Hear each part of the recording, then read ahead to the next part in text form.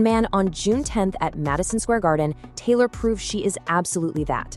While the New York Knicks were locked in this fierce athletic battle against the San Antonio Spurs for Game 4 of the NBA Finals, the real show, at least for a lot of people watching, was happening right there in the front row.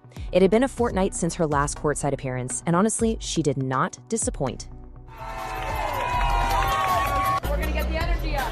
Yes! Go Knicks! Go Knicks! She completely ditched her standard off-the-rack basketball jersey. Instead, she showed up in this brilliant blue and orange t-shirt featuring a genius play on words, Stevie Nicks. This is obviously a direct nod to her legendary friend and Fleetwood Mac icon, Stevie Nicks, perfectly matched up with the home team's name.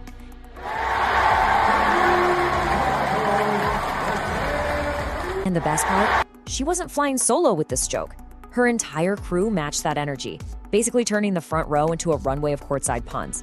We've got Law & Order's Mariska Hargitay rocking the exact same Stevie Nicks top as Taylor. Then you have the Haim sisters joining in with their own hilarious variations. Alana Haim wore a shirt reading Nickelback, while Esty Haim sported Nicole Kidman.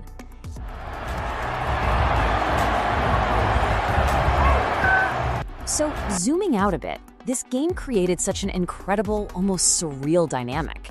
On one hand, you have the intense, super high-stakes reality of Game 4 of the NBA Finals. These players are leaving it all on the court. But serving as the backdrop to that grueling athletic battle is a totally relaxed, A-list Hollywood crowd simply enjoying the VIP treatment.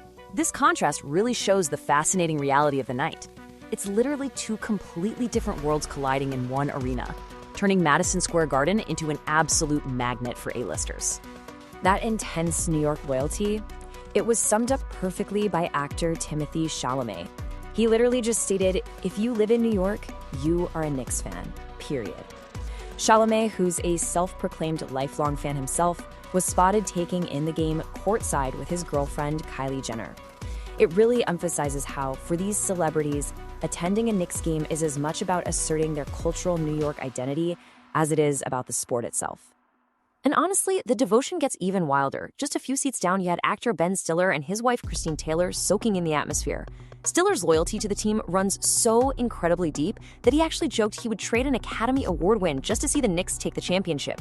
I mean, that is the level of intense, lifelong fandom we are dealing with here, all swirling around the gravitational pull of that star-studded front row.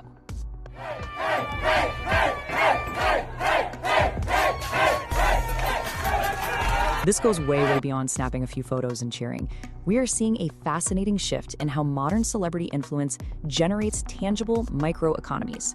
By definition, this is the very real, quantifiable financial and cultural impact that results from her presence at an event.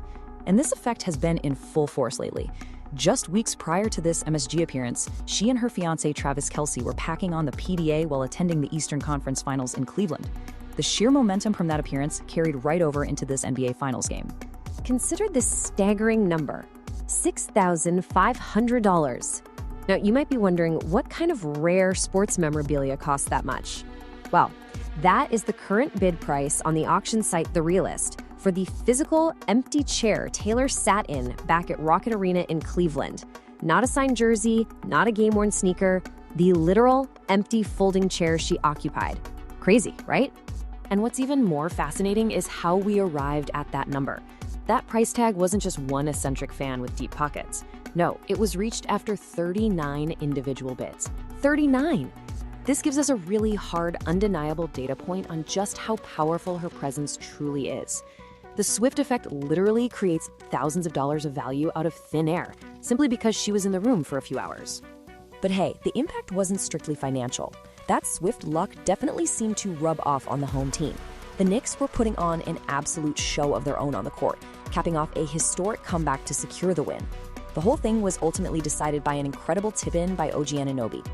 So picture it, you have the biggest pop star in the world courtside, a Hollywood summit in the stands, and a thrilling, historic victory on the hardwood. It was basically a perfect storm of entertainment. When you look at her schedule during all this, it is absolutely exhausting to even think about. The logistics of maintaining this level of high-profile visibility are just wild. I mean, weeks prior, she's courtside at the Eastern Conference Finals in Cleveland. Then, literally one day prior to this MSG game, she's walking the red carpet at the Toy Story 5 premiere. And then, Present day, she's holding court at Madison Square Garden for the NBA Finals. She is jumping from high-stakes basketball games to major movie premieres without missing a single beat.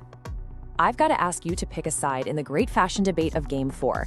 Which of these brilliant courtside punch shirts is your absolute favorite? Are you Team Stevie, Team Nickelback, or Team Nickel Kidman? It's a masterclass in having fun with your friends while the whole world watches. And leaving Madison Square Garden behind, it begs the ultimate question: what major, unexpected event will the Swift effect take over next?